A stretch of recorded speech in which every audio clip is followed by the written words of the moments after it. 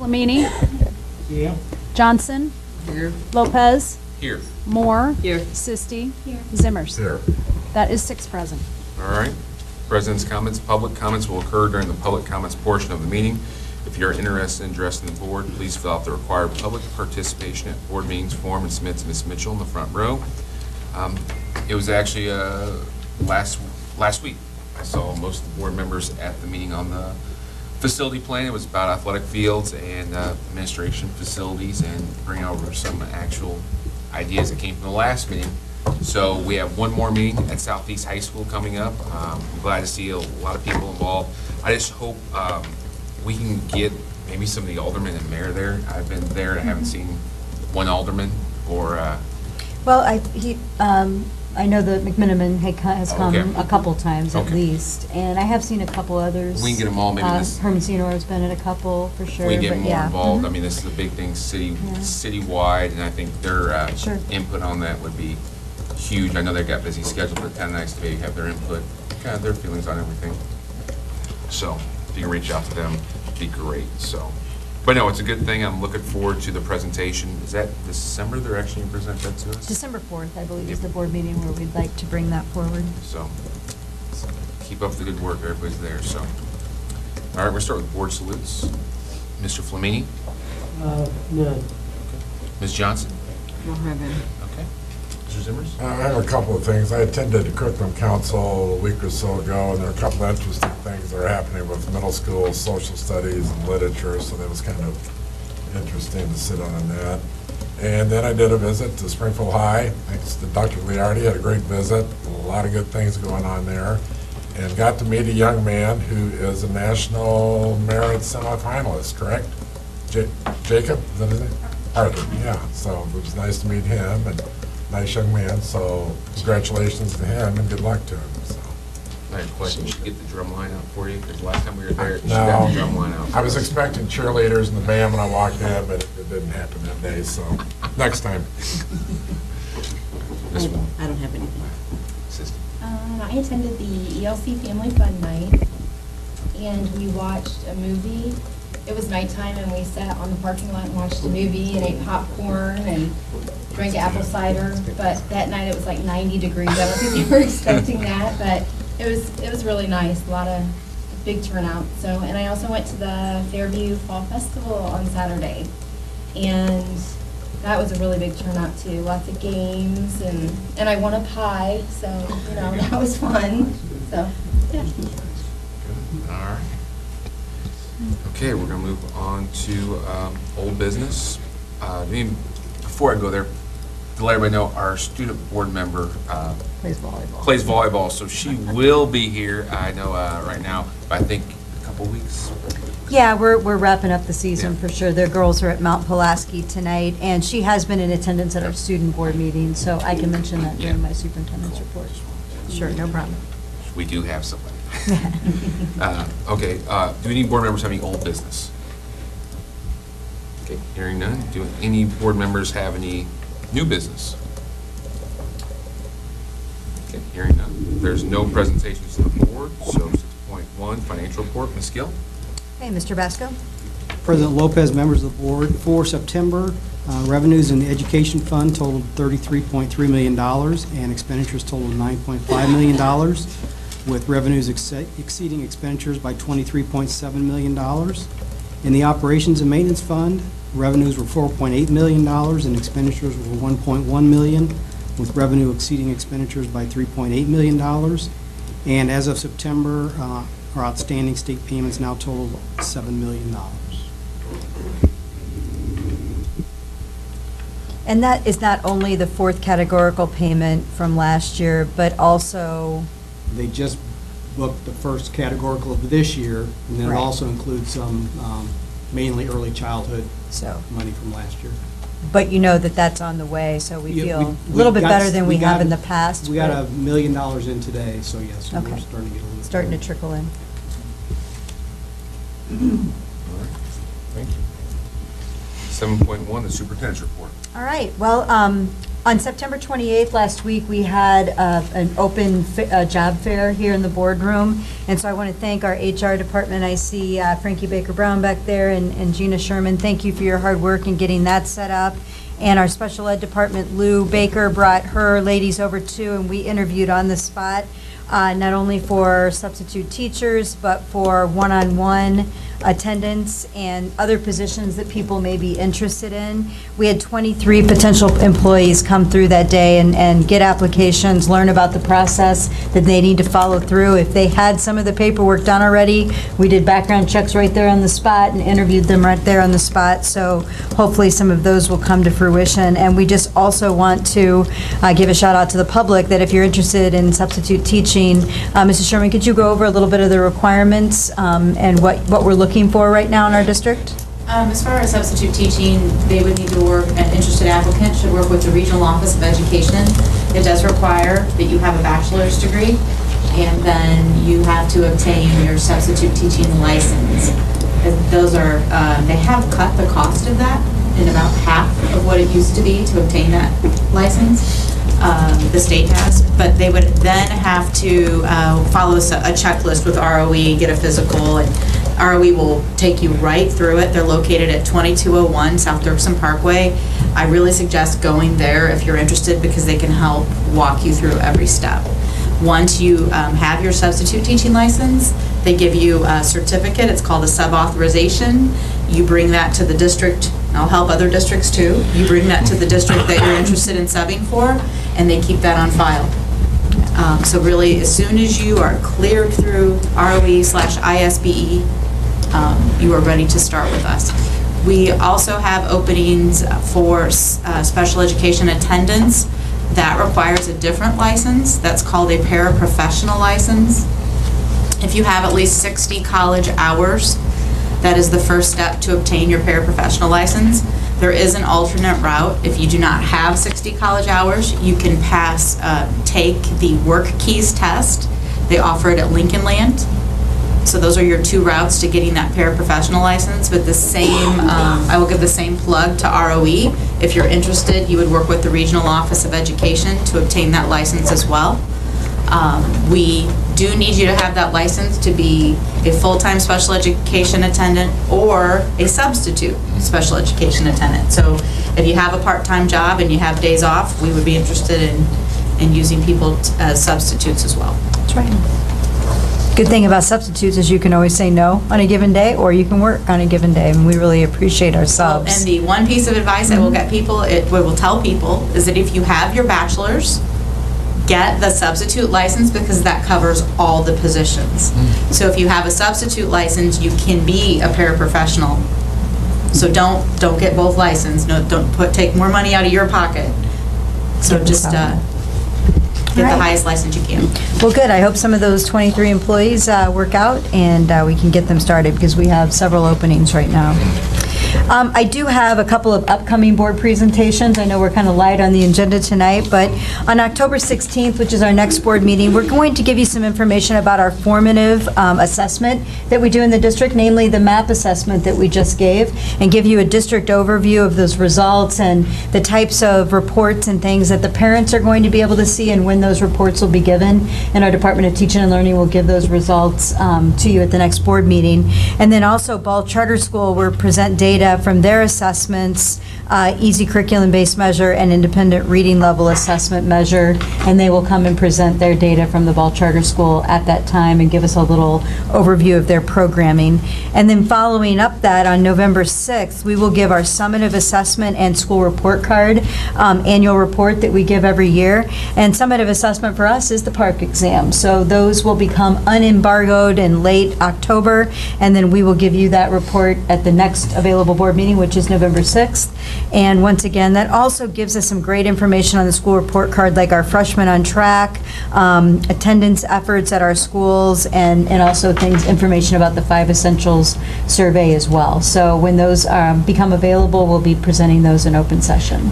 So those are a couple to look forward to. And then we've already mentioned that on December 4th, we will have a facilities plan of action alongside BLDD at our board meeting. Okay. I think that overall, our school year has been off to a great start. I want to thank you for all of your support and being out into the schools. We have all but I think 3 students have their physicals at this time, and those students have specialized circumstances, and they started later in the game getting their things. So I just want to thank again our district nursing staff and our Department of Student Support Services for helping us get that engaged, and we're engaged with those families right now to get them back in school. I had the opportunity this week to attend the Illinois Association of School Administrators. It's right here in town, and so I kind of come and go. It's kind of a nice perk that I have living here in Springfield. On Thursday, I heard a presentation from our state superintendent, Tony Smith, and he really shared his message about the new accountability structure under the Every Student Succeeds Act. And as we give our overview at the formative assessment on November 6th, I'll also be highlighting some of the new ESSA pieces as well that we need to start beginning to consider. And I know when we go up to the III conference, many of you are going alongside me, that is going to be the topic of discussion, is what is the new federal accountability structure. And it won't be really in place until 18, but we need to learn all about it now. It has been passed. We're one of the first states to get ours through. We were the first group of 16 states to get accepted by the federal government for our plan, and now it's just putting it into action. And then I also heard some really good information from Sarah Bochek, who's legal counsel for IASA, on, just the evidence-based funding model, some of the caveats of that. We know that we've still heard that it'll take months for them to give us the numbers for that model. We're beginning to hear now that we're going to start getting small bits of information come back to us about what that really means and how we can structure our budget in reaction to the evidence-based model.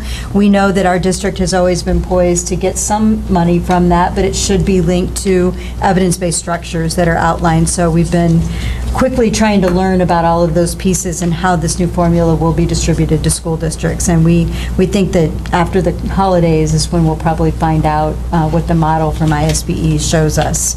And so I will be attending the Large Unit District Association meeting this week as well, and hope to learn more and be able to bring it back to the board.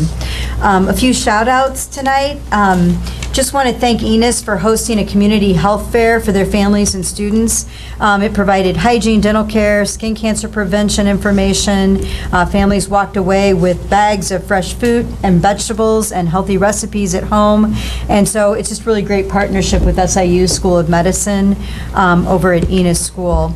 Lakeside Christian Church also hosted a trivia night where the proceeds went back to Lee School. And I was out visiting Lee School when they determined how much money they were going to get from that, and they were very excited. And so they can turn that right back into books and activities and things for the school. So that was exciting. Once again, Matheny and their partnership with Ameren is extremely strong. They had their tutor kickoff breakfast this week, and the tutors met with the classroom teachers to determine specific areas that they were going to work on with their students. So it's just not mentoring in isolation and just kind of, hey, how you doing? It's direct information that they have to know what types of skills they need to work on with the students that they are mentoring. So it's always been a strong relationship. Washington Middle School's security officer that works there as an off-duty, Daryl Williams, he was selected for News Channel 20's Pay It Forward recipient last week. And so Mr. Williams was nominated for that because of the 50 Smiles program that he started at Washington Middle School as a way to encourage students to smile during the holidays. He donates gifts himself, as well as just reaches out to many different community partners across the city of Springfield. And it's a really great thing for the kids, and so they honored him at Channel 20, so thanks for that. We are really excited about Springfield High School had their German and Spanish club students celebrating the new school year, and they went out to Southwind Park and had a big celebration where they did culturally relevant food, dances, games. They learned from one another and their two different cultures and how they kind of shared some traditions and how they departed and how they were different. So it was kind of a neat activity to have the two groups come together like that. So it was a really awesome thing for Springfield High. Lanphier High School science teachers hosted a family student event where they really recognized specific students for their activities in the classroom, in their science classroom. So I thought that was kind of cool that they were just pinpointing science having the parents come in for just that, and the students were being recognized. So when you know your child's getting recognized, you come in, and I thought that was a great way for them to really promote sciences and STEM activities with their students. So that was a great activity.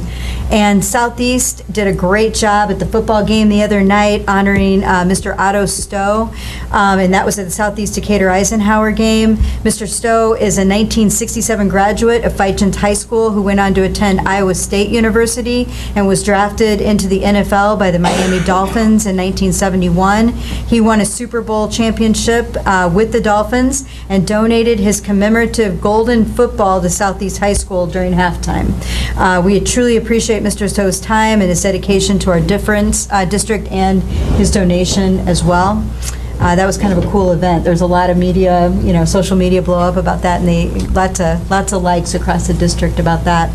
And lastly, I got to give my Superintendent's Cup last weekend to Springfield High School. They did beat both Southeast and Lanphier this year and won the Superintendent's Cup. Last year it was a three-way tie. Each of them beat one another, but this year there was that winner, so I got to stay and go out on the field and present that to Springfield High School last week. And it was cold last week too, by the way, by the time it was given out.